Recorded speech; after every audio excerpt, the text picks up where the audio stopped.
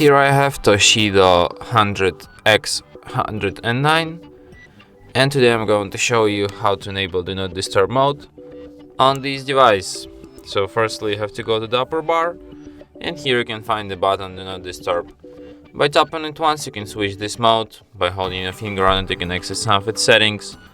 For example, you can add exceptions for this mode. It could be calls, it could be messages, it could be alarms, media sounds, touch sounds, reminders, and also events. You can set up default duration of this mode. You can restrict notifications. For example, you can disable only sound notifications, or you can disable sound and visual notifications. And you can also set up a schedule for this mode, like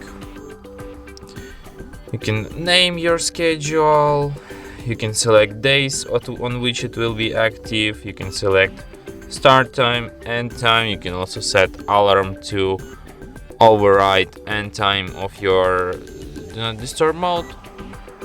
And that's all the settings for this mode. And that's it. Thanks for watching. If you find this tutorial useful, don't forget to hit that like button and subscribe to our channel.